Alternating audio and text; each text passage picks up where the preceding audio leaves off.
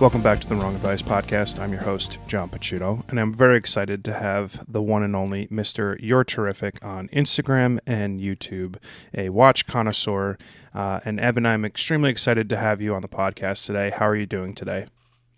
I'm great. I'm excited to be here. I have a lot of things to say about watches, but also other things. I'm not a one-trick pony. Maybe two tricks. That's awesome. Tell me a little bit about your life, how you got started as, Mr. YoureTerrific on Instagram and YouTube, and sort of your journey into the watch world and content creation. Okay. Yeah, well, I'm probably talking to you because you either know my videos on YouTube or you know my Instagram account. Hopefully you don't know me in any other way, because that would be troubling. You don't want to do that. Troubling for you. I got into watches, I don't know, maybe 12 years ago, and started collecting them. And as I was collecting them, I realized that the most useful tool I had when making a decision about watches was video. So I would just go to YouTube and see these terrible videos of people holding their iPhone or whatever, and then rotating a watch or showing a watch on their wrist. And I was like, boy, the bar is pretty low for some of these videos. Mm-hmm. Maybe I could do better. And that's not like, those were useful to me, so I got a lot out of those. But I was like, man, there could be some presentation involved. There could be some production value. So I started with literally my phone on a tripod, and if you go back and see some of my old videos, it's terrible. But over the years, I don't even know how many years I've been doing this, I kind of learned some things about video editing and how to use audio editing software, and it's been a really fun journey for me. And my hope with my YouTube channel, at least, is that I can provide that same thing, which is when someone wants to learn about a watch, they can do a search and find my videos for years to come. I'm not trying to make money. I'm not trying to get followers, which I think gives me a lot of freedom to just have my own voice. I don't really care if people don't like what I say or how I say it. I just want to have that resource there for anyone who's interested eventually. I think that altruistic sort of mentality is what comes through in your videos. And I also think it's part of the fun when you directly respond to some of the comments that you get on your videos and YouTube. But it's sort of that education first mantra of yours that I think probably initially drew me into your YouTube account. I want to say I probably started following you 4 or 5 years ago-ish. I can't remember exactly what the video was, but you had a comparison of two watches. I do remember what it was. It was the PAM 111, and it was either your first video about it, or I was going down a Panerai rabbit hole, and I wanted to purchase my first Panerai, and I found your video, and then I found funny comments that you responded to in some other videos, and then I was following you, and then I traveled over to Instagram, and you have a very clean aesthetic when it comes to your Instagram page, and I just really enjoy your YouTube videos. I think they're very fun, they're very educational, and that comes through in the content that you produce, which is oftentimes maybe brushes up against the watch industry as a whole, which I appreciate. I started out just trying to be fully informational and trying to I don't know, I was trying to be other channels or something. Mm-hmm. And I realized that, how to say this, information and production value is not a personality. Yes. That's not, those are nice qualities, but that's not what makes something interesting always. Mm-hmm. There's some great creators, and often I think some people go too far. I know there's some guys out there that are just all personality. That's why people watch your videos, because they're just crazy. What's he going to say next? Yeah. And then there's other videos where it's like, wow, this looks beautiful, but I don't know who you are and I don't know what you stand for. And I think I want to find a middle ground for me, because that's the kind of thing I like watching.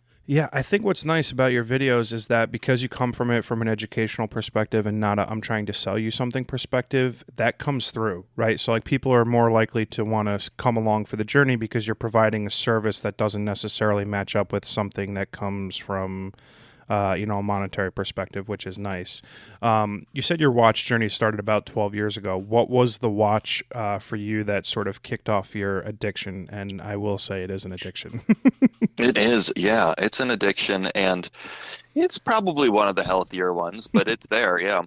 Um, I, it's funny, the watch that kicked my off my collection was a watch that didn't exist at the time, which was the a watch from Apple. It was an Okay. Apple Watch, and it was before these existed. And I've always been into technology. I work in software, Hmm. and I've always been into computers and tech. And I knew Apple was going to come out with a smartwatch eventually.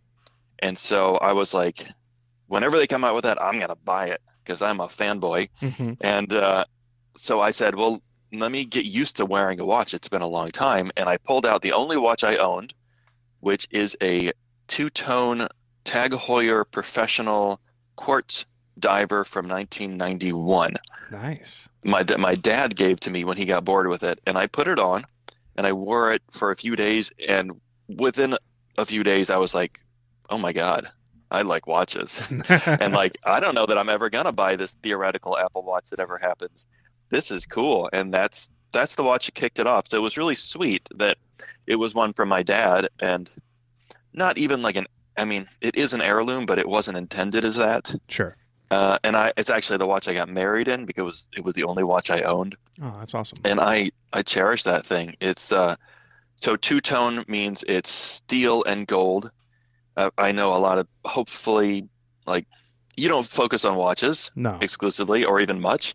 So golden steel watch from 1991 with a mustard dial, like could be considered ugly as fuck, but I love it.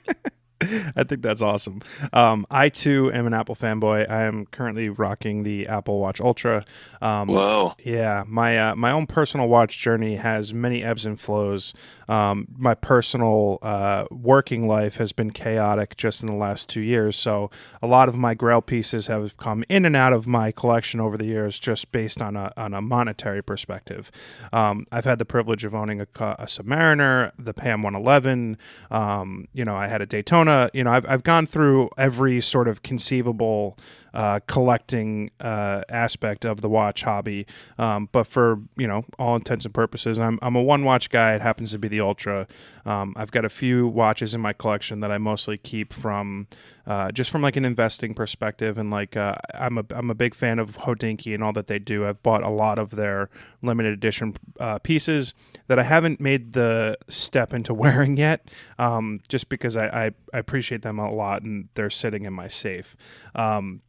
You started your journey with a two-tone Heuer. I've been lucky enough to sort of follow your collecting journey from afar. The current state of your watch collection is pretty awesome, if I do say so. I think you've got some really awesome pieces that any watch collector would be envious to have. Of your collection as it currently states, do you think you own your Grail watch? Well, okay, so this is an interesting conversation. A Grail anything, and I think anyone who collects things is probably familiar with this concept theoretically. So you tell me what you think a Grail is. What's a Grail? So for me, my Grail anything is something that is slightly out of my reach, but if a multitude of things fall into the right place, I make enough money, I'm enough comfort in my life that I can afford to make a splurge on something that is wholly outside of like a normal purchase, that would be considered a Grail. Okay. Some people define Grail as like this is the last one. This is the Oh no, goal no, item, yeah, which I don't think exists. Like you think your brain is that developed that you could get a thing and then be like, "Oh, I'm done." No, you're a human and you have a weird brain, and as soon as you get that thing, you're gonna want more. yeah. So I like your definition because yours actually exists. Um, I it, hmm, I don't know. Yeah. I don't have a Grail. I have watches that I love that I don't think I'm going to buy. Hmm. There is a watch that was a collaboration between two brands, Resins, Hmm. which is a brand that makes wild, I don't know, it's hard to describe, So but cool. it's not a watch. It doesn't have hands. Hmm. I'll say this. It has rotating discs that tell the time. And the collaboration between that brand and a designer named Alan Silberstein. Hmm. And they made a watch together, which is it's red. It's got black, red, yellow, blue, and it's about the passage of time. It is a memento mori, a Oh, reminder of death. And they only made like, boy, 50, 100, and they were gone immediately. yeah. And not only that, but they were like 22 grand a piece. Oof. Yeah. So between those two factors, I'll never get it, Yeah. but I wish I could. They're just a wholly unique brand. I love what they do. I find it remarkable from a tech perspective, like just the process in which they manufacture their watches. No one would know what the hell. Like if you showed your Essence on your wrist to someone, and be like, "Hey, can you tell me what time it is?" They'd be like, yeah, I cannot." Mhm. Which I think is kind of cool. And I think that is also like, it doesn't surprise me that that would be up there as your girl, because you certainly have an affinity for the unique and the different. Please, if you can, explain to me your affinity and love for the Omega Plo Prof. The Floprof is a watch that huh, it looks like, how to describe it? It kind of looks like a large tank, and I don't mean tank like Cartier tank, but it looks like an actual tank that you would see. Yeah, But it's very angular, it's huge. It's massive. what, 18 millimeters thick, 55, 50, maybe 52 millimeters wide across the wrist. Top to bottom, it's 48 millimeters, which makes it wearable, and it's in titanium. So this is a massive watch that has weird protrusions on the left and right sides, and I love it because it's so bizarre. Yeah. It's a dive watch, but I'm not a diver, and especially not a diver that would need a watch like this. This is for someone who's like in a submersible at the bottom of the fucking ocean, and that ain't me, and it's never gonna be me because that sounds terrible. But I like it because there's a little bit of history to it. It was one of the first watches with a helium escape valve Hmm. in the early 70s, although Rolex beat them to it. Um, and it's just strange looking, and I like that. And I don't think I would like strange watches if I hadn't owned all the normal ones Okay. before. Interesting. Like if I had never had a Submariner, I would that's what I would be after. Hmm. If I'd never had a Royal Oak, I'd probably be after that. Hmm. But I feel like I've gone through all of the names, um, which is it's just pure luck. Like I'm sorry, like I have this thing about I think most of the things people have in their life are from luck. And I'm sure Oh we all yeah. work very hard at certain things, but not everything. Some Yes. things you just didn't earn. And I feel like I didn't earn a lot of the watches I have. Hmm. So I just want to put that out there. That's just how I feel about my collection. I'm just lucky. Oh. So I've had all these watches, and I've experienced the famous ones and the normal ones and the expected ones, and so I just want different things. Yeah. I think that's cool. I think I'm 36. I'll actually be 37 in 2 weeks. I think I've reached that point in my collecting journey as well. I don't, I have a reoccurring conversation with my cousin on a weekly basis. Like, what is our 3 watch collection? What is our 5 watch collection? Like, what does it look like? What does it feel like? And it's funny because I've had the pleasure of owning some really remarkable timepieces, watches that I've loved, watches that I've hated, and I still, that 3, 5, whatever the number is that we fuck around and come up with on a weekly basis, changes all the time. And I think that just speaks to your idea of luck, because like, who knows what will have the ability to purchase in the future and whatnot. To me, I'm finding a much more interesting connection with items in my life. Like, I like shooting with a 35 millimeter film camera that my father gave me because there's a connection there. I shoot with a medium format Hasselblad because I like the idea that this not this particular model, but this camera went to the moon. There's something cool about it and historical about it. Plus the sound of the mirror when you when you fire off a shot is fantastic. But I agree with you. I think there's something to be said about creating something that's sort of different from the Instagram aesthetic and something that is wholly your own. Yeah, and maybe most people have to go through that other phase first. Mm-hmm. I'm sure there are people smarter and more mature than me that didn't have to. Yeah. Like, it was enough just to see all these other things, all these other styles, and all these other watches to know that they wanted something different. But for me, I had to be like, why is everyone love a Submariner? Well, let me try it for a while. Mm-hmm. Yeah. I liked my Submariner. I think my big problem with the watch world right now is, and it's just been in the last 5 years, as everything has gotten insane about the marketplace, is they're just everyone has the same stuff, right? And I like the idea of being a little bit different and wearing something else, which is what originally drew me to the Panerai, because nobody wears Panerais. I don't ever see people in Panerais, and I think having something unique, which is cool, spoke to me a lot. You have the ability to influence people with your photography, with your YouTube, and your feelings on watches. Do you feel any sort of, maybe not sense of responsibility, but talk to me about like what goes through your mind when you're creating a video, whether you love a watch or hate a watch, and what that sort of content can be received at in the community? That's interesting. Yeah, it's tricky because I don't want to tell anyone what to buy or not to buy.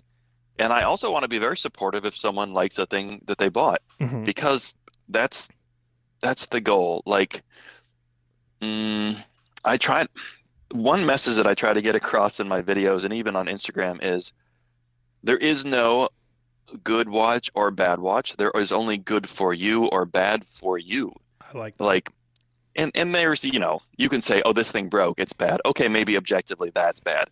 But the watches that I'm reviewing and talking about and that people are asking me about, it's like, if you fucking like it, it's good. That's it. Yeah. Like, and you want to take into consideration what the market value is going to be when you resell it. I don't care. I'm not helping you with that. Mm-hmm. But I can tell you that, like, if I'm reviewing a watch or I'm owning a watch and you like it, then it's good for you. Yeah. And that's all you need to know. I like that. It's hard. It's like, with great power comes great responsibility. I guess so. I don't know if that's, I'm neither being powerful nor responsible, but I do. It's like one thing that I really want to get across in my videos, and people, it seems like in the YouTube comments, which are often a cesspool. Sure. It seems like people just don't get it. Mm-hmm. Like, okay, yeah, you say it's good. If I like it, it's good. But really, how is it? Right. But really, is it good or not? Yeah. How much are they paying you to say these nice things about this piece of, Oh, I love those comments. I love those comments. I know, because they end up in your next video. Oh, man. I never have, never will take money. I don't even take watches from brands. Mm-hmm. That's awesome. All I ask, really, this is what I tell brands when they contact me, is I need the watch for 2 weeks, and I need you to pay for shipping both ways, and you cannot give me anything else. And I've had brands offer me money, and I've said no. Which is weird, because I'm not a journalist. Why wouldn't I take the money? Yeah. Like, I have no integrity, but I just don't. It doesn't feel right to me. But yeah, no integrity here. I mean, that pushes completely counter to that narrative. That sounds like you have the utmost integrity, which I commend, because that's awesome. I think that's also why, or one of the reasons why, I've been drawn to your content just as a fan, because you come off very genuine in everything, whether you love a piece or hate a piece, and that's kind of the stuff that you want to consume as a person who's scrolling on their phone or watching YouTube. When you have the ability to come off very authentic and genuine about the stuff that you're talking about, it's naturally going to help you build a community of people who follow your stuff. Yeah. Thank you.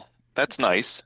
I live in Portland, Oregon, and there used to be an annual conference here called XOXO, Mm-hmm. run by a guy named Andy Bayo and Andy McMillan, I think. Yeah. And anyway, the first year I went, it was all about like creators and YouTube. This was 2010. YouTube like channels were kind of just maturing.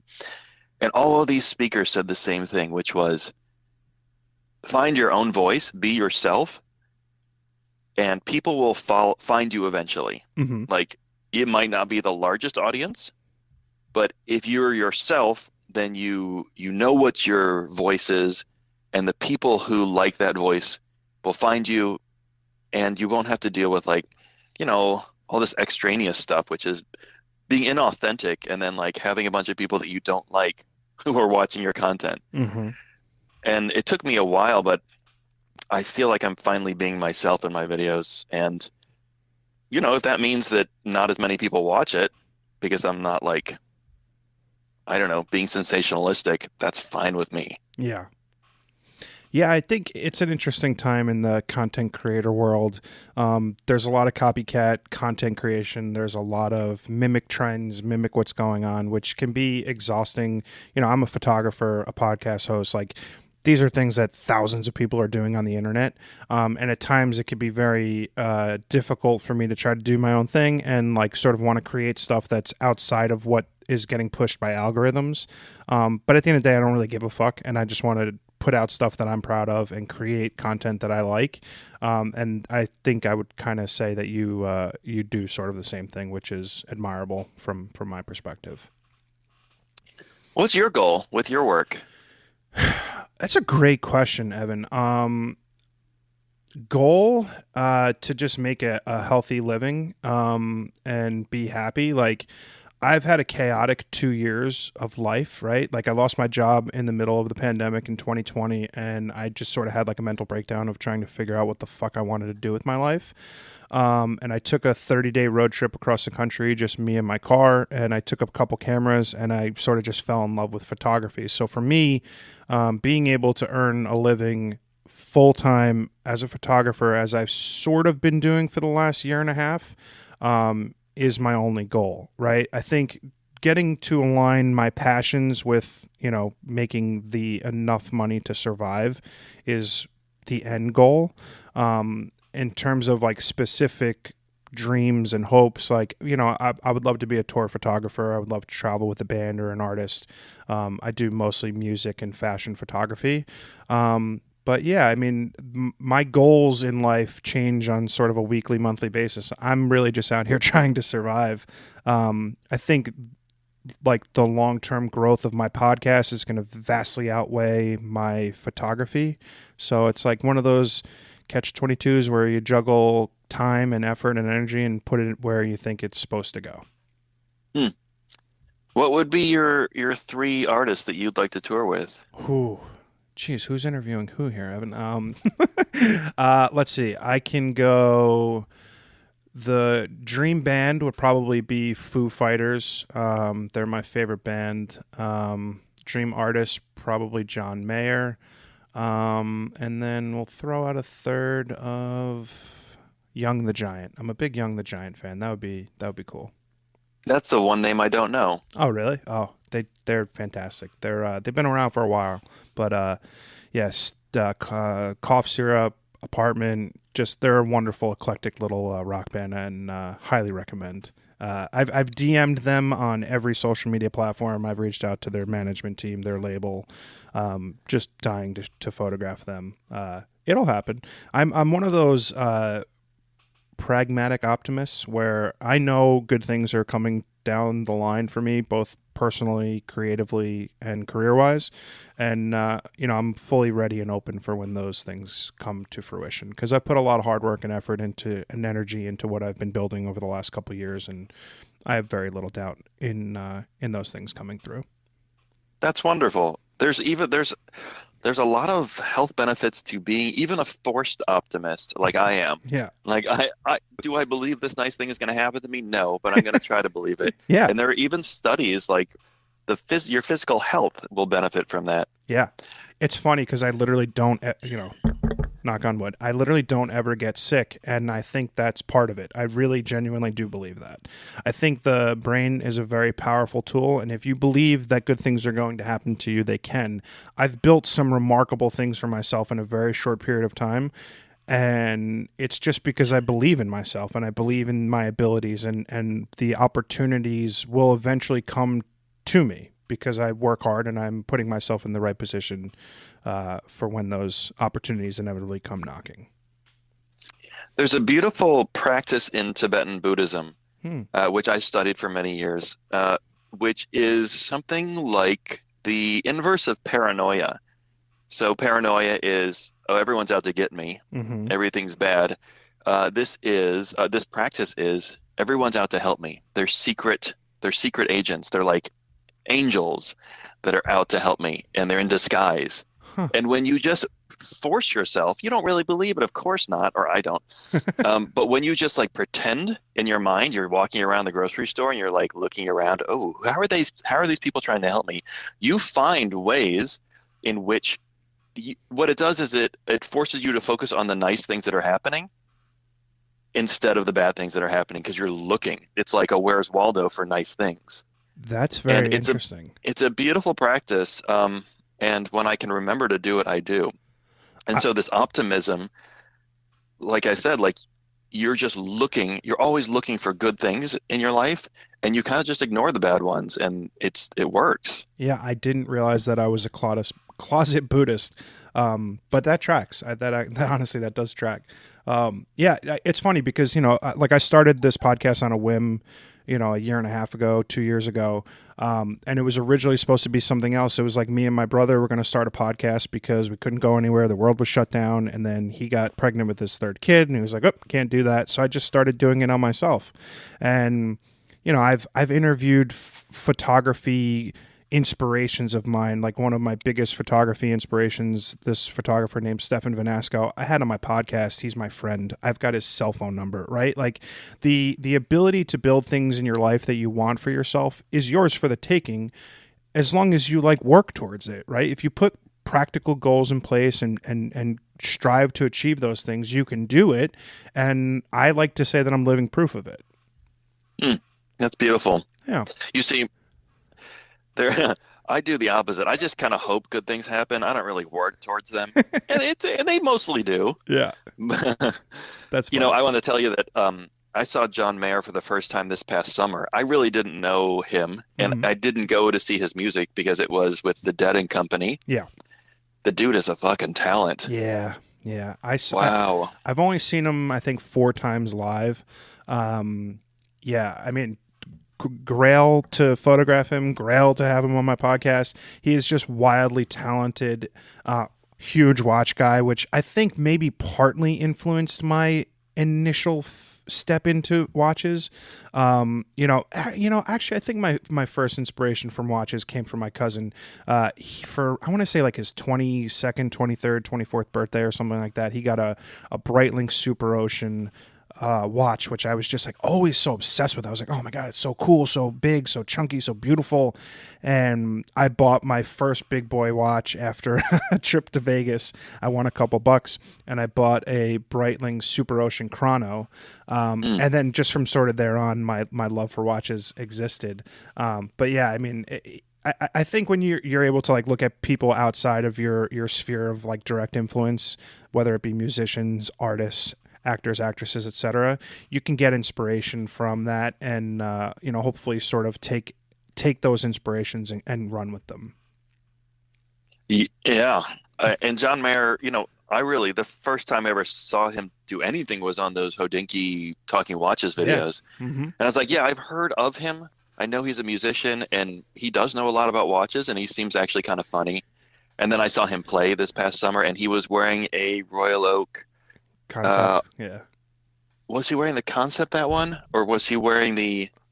I took photos of like the giant screen there in the venue. I think he might have been wearing the white ceramic perpetual calendar Royal Oak that day. What a wild watch! I love that. I like ceramic. I like white ceramic. Yeah. I own one of my favorite watches is the John Mayer Hodinkee G-Shock. Mm. which I love. I missed out on the white one, which I think I would have loved more. I think it's just like a kind of off-white cream color, which it just looks great, and I'm so pissed that I didn't get a chance to buy it. But yeah, it's just, he's a great dude. He's one of my big inspirations in life. I like him a lot. You mentioned photography. What is it about watch guys and people who love watches that they pretty much always have an additional affinity for photography? I hmm. I think people who are into watches appreciate beautiful design. Oh, That's okay. one of the reasons people get into watches. And people who appreciate beautiful design appreciate photography. Like they like things that look nice. They like things that look thoughtful. And so that makes sense. I think it's very similar with cars. Mm-hmm. People who like watches, especially mechanical watches, enjoy knowing how things are made, the Mm-hmm. mechanics of things, the engineering of things, and how they look. And so watches and photography, watches and cars, that all makes sense to me. Hmm. Yeah, I think that makes sense. And I Um, don't consider myself a photographer. I do. I don't know how to take pictures. Oh, Like I please, don't Evan, stop I, it. no, honestly, I'm looking at my camera and I'm like, I don't know what those fucking buttons are. I'm looking at it right now. Okay. Whether you know what the buttons do or not, you have a very keen eye from a photographer's perspective. It actually leads to a good question of mine. Talk to me about when you're building, whether it's your Instagram feed or your thumbnails, what goes into the curation of what you're wearing, where you position the watch, what you put on the table or don't put on the table. What goes through your mind when you're sort of creating that stuff? In my Instagram photos, I try to make it natural. Mm-hmm. Sometimes I like to include like things that are real in my life. Maybe there's a child's toy nearby, or I don't know, my keyboard. I'm often at my desk working. I try not to. I'm not like a everyday carry pocket knife kind of guy with a glass of whiskey nearby. I don't really drink, and I don't have anything to cut. Yeah. So I try to make it realistic. In my YouTube videos, it's similar, Yeah. but boy, video is hard. Like photography is hard, but video, I mean, it's 30 pictures a second. Yeah. Yeah. And I took some influence from who's that guy? Marquise. Brownlee. Uh, yeah. MKBHD. I noticed. Fellow Yeah, Jersey yeah. guy. Shout out MKBHD. Love him. Great stuff. Everyone has seen his stuff. Yeah. And I just found like when he was doing kind of top-down shots of products, a very clean desk, some very vivid colors. I don't know if he's still doing that. And I was like, I want to do that. Everyone else is doing other things and watch stuff, but I want mine to be clean and colorful, and just to kind of emphasize how fun watches can be, and that they don't have to be about this moody, like, look at me, I just got off of a mountain kind of thing.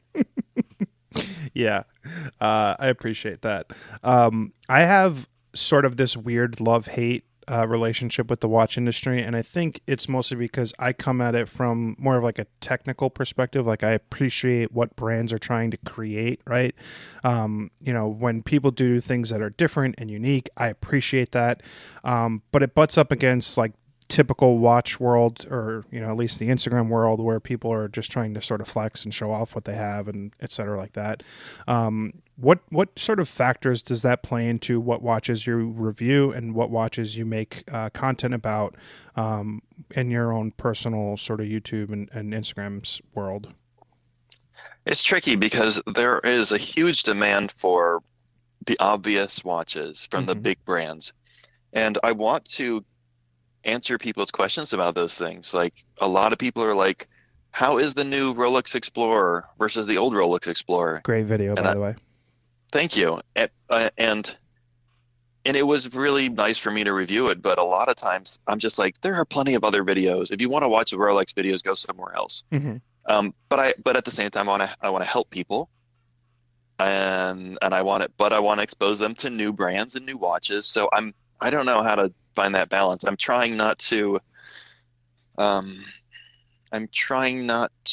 just take requests, but I also want to respect that people, for whatever reason, want to hear my opinion. How does that feel to like know that people want to know what you think about something? Misguided. Okay. No, no, no. I actually think I get it. Like especially because I go through so many watches. I have three watches from different brands on my desk right now, Hmm. and I get to see a lot of stuff that people don't get to see. So I understand that people might want to hear my opinion because I get to experience a lot of things. Sure. Um, but also, I'm not like an industry insider. I'm not a mechanical engineer, so I can't speak to like the build quality of things or the quality of a movement very Hmm. well. Uh, so if people understand that my knowledge and exposure is limited, they can, fine, I'll give them my opinion. Hmm. Okay. That's interesting. Um, I was a little, I don't want to say surprised, but I was interested that you added a new quartz piece to your collection from Cartier. What was your thought process and what was it about that watch that you fell in love with and wanted to add to your collection? Yeah, let's see. Over a year ago, I put a deposit down on the new Cartier Tank Solar Beat in the large size, which is not very large, Hmm. um, for a couple of reasons. I really like Cartier. Just beautiful designs. For most of the watches, they have a real attention to proportions, which a lot of brands don't have. And maybe it's because they're dressier watches, but I feel like there's a lot of thought going on between the dial size, the bezel size, the bracelet taper. And the Cartier Tank is one of the classic watches, one of the most famous watches of all time. And I also thought it was very interesting that this was a solar powered watch. Like Cartier had never done that. Very few Swiss brands have done that, maybe Tissot only. Hmm. Um, and I just love the idea. And I'd seen photos of Cartier Tanks, which is traditionally a dressy watch. I'd seen photos of it worn very informally, with jeans or a denim jacket, and I was like, that is fucking cool. Hmm. Like, take something fancy and dress it down to Yeah. my style. Hmm. And I wanted to experience that. And the price was good enough. So anyway, I put this deposit down. It took, 8 months for them to get it to me. And I love it, and I wear it all the time. And it's maybe my smallest watch in surface area or volume. Like you said, it's quartz, which is a bit unusual. Most collectors like mechanical watches rather than battery-powered watches. But I just adore it. And the price was, when I bought it, was just under $3,000, which is a ton of money. No one should spend that on a watch. And yet, it's on the lower end. It is on the lower end. From a price perspective, it is, correct me if I'm wrong, it is the lowest entry point into Cartier, I believe. It might, I mean, I think if you go down to the medium Oh, size, okay. it's probably Sure. cheaper. But Right. yeah, you're right. Yeah. Yeah. I do have an affinity for Cartier for that reason. I feel like it's one of those brands that, like you said, you can dress up and dress down a lot. I like the idea of taking something super fancy and classy and dressing it down. Like, whether you're wearing, like, I'm into vintage day dates right now. I'm obsessed with finding a white gold day date Mm. with like a lot of patina and beat the fuck up. And I'm a jeans and a t-shirt guy. I'm a sneakerhead. I wear a lot of Jordans. I like the idea of dressing stuff down and then it being elegant enough to where the one time a year where I need to put on a suit, I can still wear the same thing. But yeah, I like that a lot for sure. Oh man, a white gold day date. Yes. Oh, Yeah, 36 damn. millimeter. Yeah, Yeah, yeah. I've got some big projects in the pipeline, and I'm hoping that the beginning of next year is very financially lucrative for me, and I'm manifesting tons of money, whether I win, the lottery. I'm just kidding. Or, I've got a bunch of big opportunities coming in front of me, and I'm already pre-planning, what's the watch that I'm going to add to my collection? What am I going to, add to, and what am I going to buy? And, I like the idea. My biggest hang up with, current Rolex is just the state of the marketplace, right? The inability to walk into a store and buy a watch is, to me, by definition, insane. They produce 1 million watches a year. It's fucking ludicrous that you can't go buy a Datejust at an AD. I bought my Submariner in 2014, and I could have gone to any AD in the state of New Jersey and bought the watch. It was in 5 of them. There's It's only 8 years ago, 9 years ago. Mm. And to me, just, there are limits to production over COVID and all these things, but the rise of the gray market has really sort of thrown me away from new production watches and brands. And I like the idea of buying something vintage and old and making my own story with something that's existed for 20, 30, 40 years. And so what do you think of the latest news from Rolex, which is Rolex, for the first time ever, will be selling pre-owned Rolex watches, which I think for a lot of industries, I think car dealerships do this, but like very few, you don't see, I'm trying to think of something else. Actually, that's like about it. Apple, right? Yeah. Does Apple, they sell refurbished? They do. Okay, maybe it is common. Okay. Yeah. But here's the difference, is that Rolex will be selling these used watches for more than they will be selling the new watches because you can't get the new one. Okay, so I have two thoughts on this, and I think it speaks to the industry as a whole. Like, I don't know if you saw, like, Audemars Piguet recently changed their pricing model, and they're allowing authorized dealers to sell watches for whatever, like, the current market price is. It's bananas. It's bananas. It is bananas. Especially if you have an MSRP on your website. Like, how can you then walk to an authorized dealer and then be like, "Oh, it's 20,000 more than what we're asking for it." But I digress. My thought process is it's a weird catch-22 because I know why they're doing it, and they're doing it so that they can hopefully stem authorized dealers from selling their watches to their friends and then getting a cut off of the gray market that inevitably happens. The 3-year delay, right? So they're only offering this pre-owned to watches that are 3 years or older from production timelines. And I know why they're doing it. They're trying to, curb the gray market price and then also give incentive to authorized dealers to stop, selling to straight gray market dealers. I think it will likely not have the intended consequences that they were hoping for. I think it just is going to lead to more craziness in the pre-owned marketplace. I don't think it changes sort of anything. But yeah, if you walk into an AD and you're looking for a Datejust, which is their most common model that they produce tens of thousands of, and you can't buy it new, but they've got the one you want, it's 3 years old and it's 9 or 10, 12, 15% more than the new price, you're going to buy it. It's weird. What do you think about it? I didn't know about the 3-year thing. That's very interesting. Yeah, it's 3 years. And maybe, do you know, is it per AD, or do these go back to, in the US, to Dallas, get serviced, and then get distributed to other ADs? Great question. I don't know and the an answer AD, to that. If anyone who doesn't know watches is still listening, which you probably aren't, AD stands for authorized dealer. I don't know the answer to that. It's an interesting question. I wonder, I had heard over the last few years, especially since COVID, that Rolex has been wiping out authorized dealers throughout the U.S.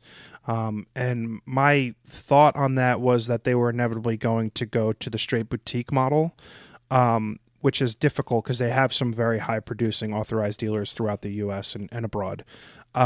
But as they start limiting the amount of dealers who are authorized by Rolex to sell their watches, it brings up an interesting sort of situation with what they do with pre-owned, whether, are authorized dealers going to start getting into the purchase game, right? Are they going to start buying used watches? Yeah, it's very, it's a great question, Evan. It's interesting. Yeah, I don't know. It's possible they could go online. It doesn't seem like a Rolex move. Yeah. The fact that they have these right now, they have these demo watches in their stores it's so that funny. You cannot buy. It's so frustrating. Yeah. And maybe this pre-owned thing answers that question. Like, why are they doing this? Maybe it's to keep people interested because they knew that there would be availability at a premium eventually. Yeah. Yeah. It's very interesting. My biggest issue is that because these are not inherently rare items, right? They're produced at scale to the tune of tens of thousands per year each. I have a hard time sort of figuring out, the actual supply and demand of these watches. I mean, I know there are 8 billion people on Earth, but how many people are purchasing Rolex watches new from the manufacturer every year? I mean, are they selling really 1 million watches a year? I mean, I guess they must be, but it's bizarre. It's a very They interesting. are. Yeah. They're definitely selling 1 million, but the question is, To who? right, how many people? It's not 1 million people. Yeah, no, it's not at all. And so I'd like to see that kind of that histogram, that distribution of who buys, how many people are buying what. Yeah. And if they're, I suspect that there are about 100 people that are buying 100 a year. Oh, yes. Mm-hmm. Each. Absolutely. Yeah. Yeah, it's very interesting. I digress. I'm very curious. I've got this sort of open book mentality when it comes to myself and the internet. You're terrific on Instagram. You're terrific on YouTube, and you sort of eschew who Evan is and what, who that person behind the, I'm using air quotes, mask is. Talk to me what that sort of mentality was when you went to creating the brand. I mean, I'm calling YoureTerrific the brand, and sort of what your relationship is with social media as you are removed sort of to some degree with your content. Yeah, I never wanted to put my face in a video because one, no one wants to see that. And two, I wanted to be about the watches and not my personality. I think even with my face, such that it is, if it was in a video, more people would watch it because it might be more interesting visually. Mm-hmm. And I would get certainly some interesting comments. But I want to focus on the watches and not me so much. And also, I'm just a kind of, I'm shy. Despite how I might come off on Instagram or YouTube, I'm pretty private and shy, and maybe I feel because no one's seeing my face that I can be more honest or produce better content somehow. I appreciate that. I do have friends on Instagram, and there's certainly YouTubers who use their full name, and boy, I think you could probably find their home address if you wanted to. Yeah, fair. And that's uncomfortable to me. Mm-hmm. That's fair. I appreciate that. It is, yeah, especially when you're dealing with high-end pieces, people kind of get the idea of who you are or what you may have. I respect that a lot. I think that's totally fair. Yeah, fun time in the world for sure. Oh man, it's so rough. From a whether it's a brand perspective, whether it's a watch you haven't had in hand yet, or any sort of collaboration with another person, place, or thing, what future goals or dreams do you have for the channel? Goals, please. No goals. I just want to keep making videos. I like making videos. I obviously love watches, but I also like producing things. I've always had this compulsion to make things, which is probably why I make software in my job. I put videos on Instagram. I make videos on YouTube. So goals, nothing. I just want to keep providing videos that kind of inform and maybe even entertain. I don't have like subscriber goals. I don't know how many people subscribe to me on YouTube. Honestly, do not know the number. I don't know how many people follow me on Instagram. I'm afraid that if I looked, I would care, so I don't look. Ooh, I like that.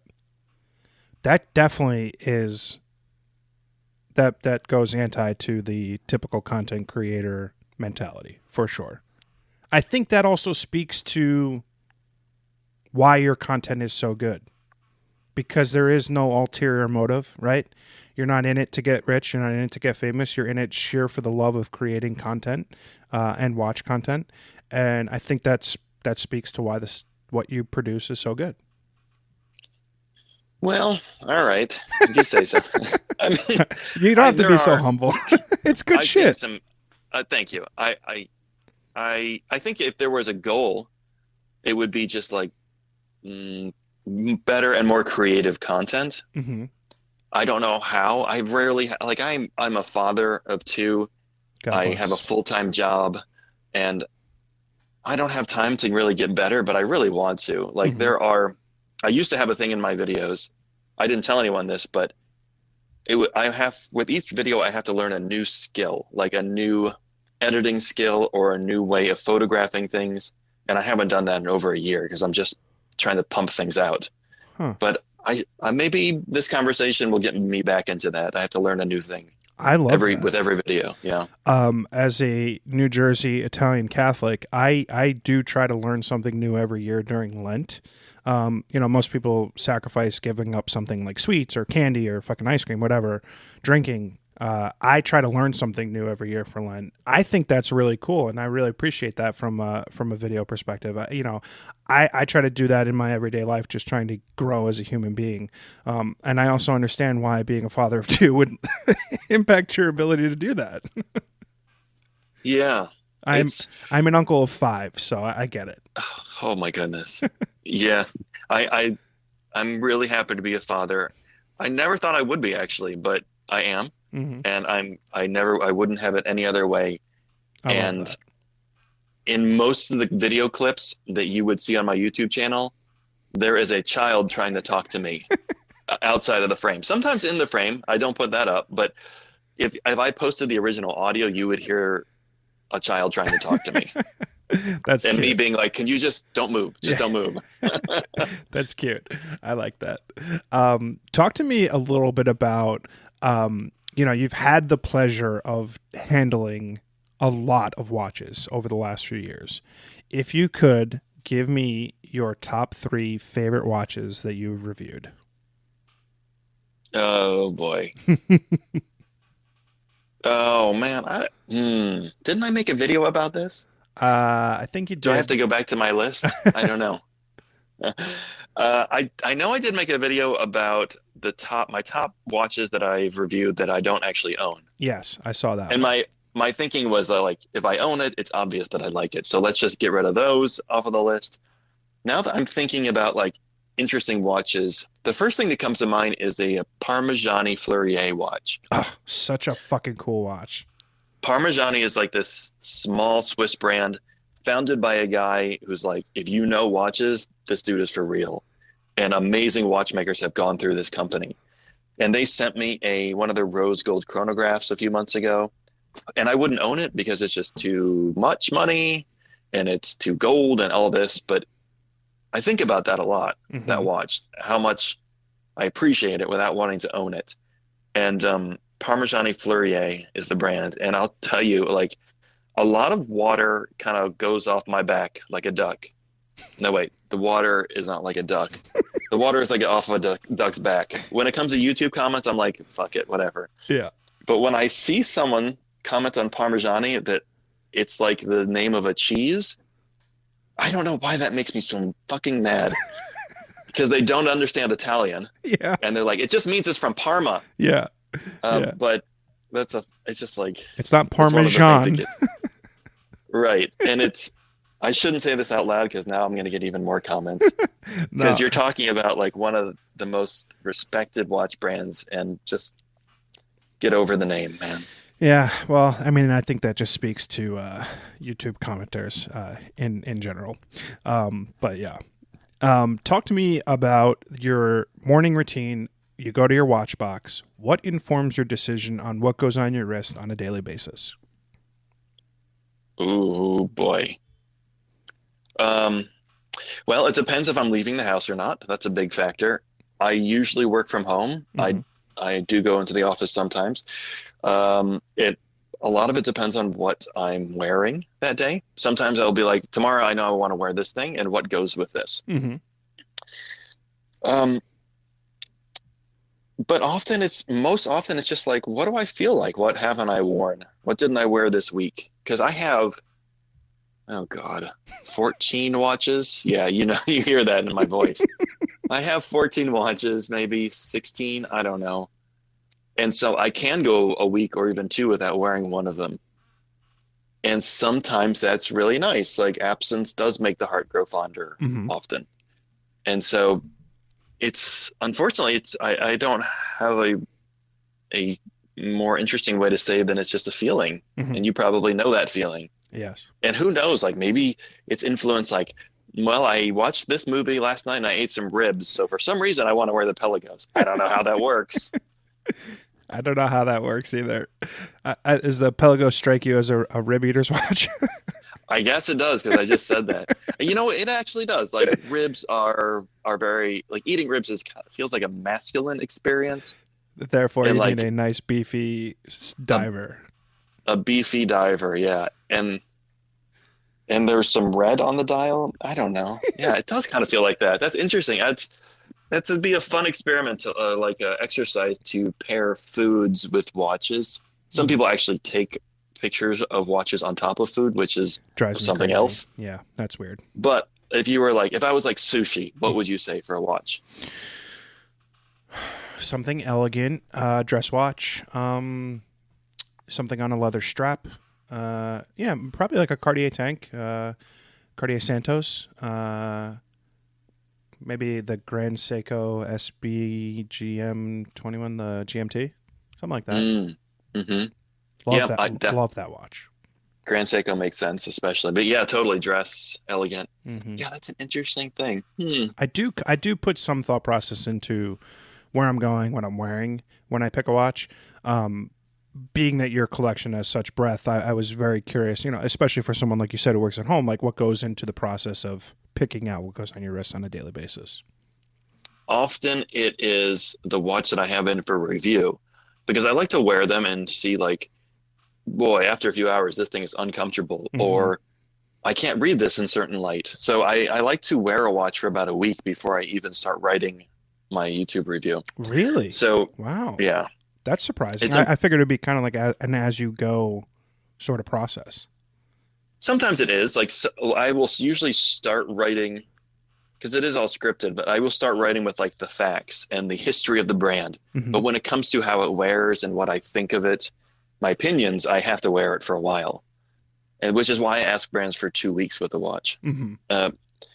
And sometimes I'm really surprised, like both good and bad. Sometimes after a few days, I'm like, boy, this thing is illegible. And if you just turn this slightly away from you, you can't read it. I'm gonna say, like, I don't know if this is a compliment or not, but in your videos where you are genuinely surprised by something, I think that's some of your best content. And I think that might just be people in general, right? So like if you see a movie you had low expectations for and it's better than you thought, you're going to be more excitable when talking about it. But I do believe that some of the watches that have surprised you in your, review journey, make for some of your best content for sure. That does make sense. Yeah. It's tricky because I won't accept a watch to review unless I'm interested in it. Okay. So like already I have an affinity towards that thing for some reason, which is why like I've heard complaints about reviews, whether they're written or videos, which is, well, you like all these watches, like in your reviews, you like them all. And it's like, yeah, that's why I asked to review them. Yeah. But maybe I should like see something that I'm like, boy, that's a piece of shit. And then contact the brand and say, hey, can you send me your piece of shit? Yeah, right. I'm trying to think of what that might be without hurting anyone's feelings right now. I don't know. Maybe I should contact Daniel Wellington. Oh, MVMT. Yeah, maybe. And be like, all right, send me a watch. And I could be genuinely surprised. You never know. Probably not, but yeah. It seems unlikely. Evan, yeah, I'm extremely appreciative of you coming on the podcast today. I think we could talk for hours about watches and life, and I've been such a big fan of you for so long that this has been a real treat for me. I've got a very cheesy line. If you've been on my podcast, you're part of my family, and I just want to thank you so much for coming on. This has been a real pleasure. Yeah, thanks for having me. What an honor to be even nominated, yet even appear. It's been fun. I've been listening to your show. I really like it. Oh, thanks so much, Evan. Have a great day and enjoy the rest of your weekend. All right, thanks.